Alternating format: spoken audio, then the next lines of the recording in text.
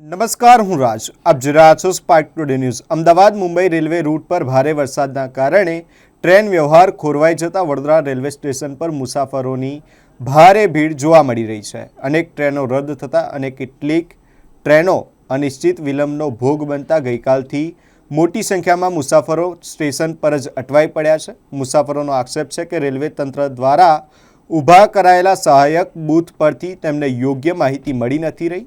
ટ્રેનોના સમય, રદ થયેલી સેવાઓ અને વૈકલ્પિક વ્યવસ્થા અંગે સ્પષ્ટ જવાબ ન મળતા મુસાફરોમાં ભારે રોષ જોવા મળી રહ્યો છે. પરિવારો સાથે મુસાફરી કરતા મુસાફરો, વૃદ્ધો, મહિલાઓ અને બાળકોને સૌથી વધુ મુશ્કેલીનો સામનો કરવો પડી રહ્યો છે. કલાકો સુધી સ્ટેશન પર રાહ જોવી પડતા મુસાફરો રેલવે તંત્ર સામે નારાજગી વ્યક્ત કરતા જોવા મળ્યા હતા. ભારે વરસાદના કારણે પશ્ચિમ રેલવેનો ટ્રેન વ્યવહાર હજુ પણ અસરગ્રસ્ત છે, ત્યારે અટવાયેલા મુસાફરોને વહેલી તકે રાહત મળે અને પૂરતી માહિતી ઉપલબ્ધ કરાવવામાં આવે તેવી માંગ ઉઠી છે. मेरा दिल्ली का ट्रेन था, कल नाइट का ट्रेन था मेरा, 12 बजने में 5 मिनट पहले का था। मैं शाम को आया था 10 बजे, उसके बाद पता लगा ट्रेन डिले है और वो डिले होते होते होते होते काफ़ी डिले हो गई है और अभी 14 घंटे डिले दिखा रहा है वो ट्रेन। और अभी भी मैं वेट कर रहा हूँ, अभी भी कोई जो ट्रेन जहाँ रुकी हुई है वो वहाँ से आगे नहीं बढ़ पा रही है। वो 2-3 घंटे में 10-10 किलोमीटर चल रही है, तो अभी लग रहा है कि मुझे आई थिंक 12 से 14 घंटे और लेट हो जाएगी।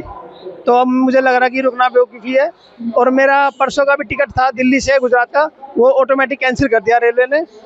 और अब इसका रिफंड कैसे आएगा वो तो पता नहीं है मुझे। और अब मैं वापस गुजरात वाले घर में जा रहा हूँ अपना। एक ट्रेन कैंसिल होगी ऑटोमेटिक और एक ट्रेन डिले हो गई है 20-30 घंटे। अभी मैं वडोदरा रेलवे स्टेशन पे खड़ा हूँ और अब घर जा रहा हूँ गुजरात वाले घर पे अपने। यहाँ पे सहायक पूछे आपने पूछपरछ की, कैसा जवाब मिला? सहायक जो बैठे हैं वो कोई अच्छा या बेस्ट रिस्पॉन्स तो नहीं दे रहे हैं, बस हाँ हाँ ऐसे करे जा रहे हैं, गोल गोल घुमा रहे हैं जैसे सरकारी ऑफिसर जनरली करते हैं हमारे साथ।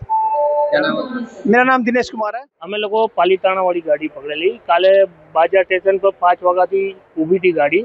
અમે વડોદરા રિક્ષામાં આવ્યા, પછી અહીંયા હોટલ રેલવે સ્ટેશન પર આવ્યા તો એ લોકોએ કીધું ગાડી કેન્સલ થશે, હજી કોઈ નક્કી નથી. આજે હમણાં પૂછ્યું તો કે ગાડી કોઈ ટાઈમ પર નથી, જાય છે ખરી પણ ટાઈમ પર કોઈ ગાડી નથી, એવી રીતના જવાબ મળ્યો.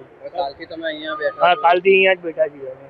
કોઈક રિફંડની કે કોઈ પ્રશાસન રિફંડની હા, પ્રશાસને કીધું રિફંડ મળશે, ઓનલાઈન વાળા હશે તો ઓનલાઈનમાં મળશે અને રેલવે ટિકિટ હશે તો રેલવે કાઉન્ટર પર અડધાને રિફંડ આપી દીધેલું કાલ રાતના. તમે કઈથી કઈ જવાનું?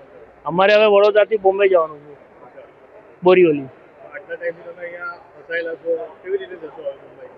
હવે આ લોકોએ હમણાં અમે ઇન્ક્વાયરી કરીને તો એ લોકોએ એમ કીધેલું છે કે બધી ગાડી જાય છે ધીમે ધીમે, તો તમે કોઈ બી ગાડી પકડો, અપડેટ હોય એ ગાડી પકડો, જે બી સ્ટેશન પર આવશે એ ગાડી તમને લઈ જશે, પણ જશે ધીમે ધીમે એમ. એટલે રેગ્યુલર થતાં હજી વાર લાગશે, પણ ચાલુ છે ગાડી બધી અત્યારના. પહેલાં તો કમ્પ્લીટ બંધ જ હતી, એટલે અમે કાલના અહીંયા ને અહીંયા વડોદરા પર જ છીએ. હમણાં રેગ્યુલર થઈ છે તો હવે કોઈ બી ગાડી આવે તો એ લોકો કીધું કે જશો આરામથી તમને મળી જશે એમ જેવા, પણ રેગ્યુલર નથી ટાઈમ પર એમ. જ્યારે તમારી ગાડી જે કેન્સલ થઈ હોય કે મોડી હોય, તમે બીજી ગાડીમાં તમને અલાઉ કરશે? હવે એ કાંઈ જવાબ નથી આપતા, એટલે અમારે તો રદ થઈ ગઈ એટલે રિફંડ મળી જવાના ને, એટલે એમાં તો કાંઈ નહીં. હવે બીજી ટિકિટ કઢાવીને જવું પડશે અમારે. શું નામ તમારું? રાજેશ જોશી.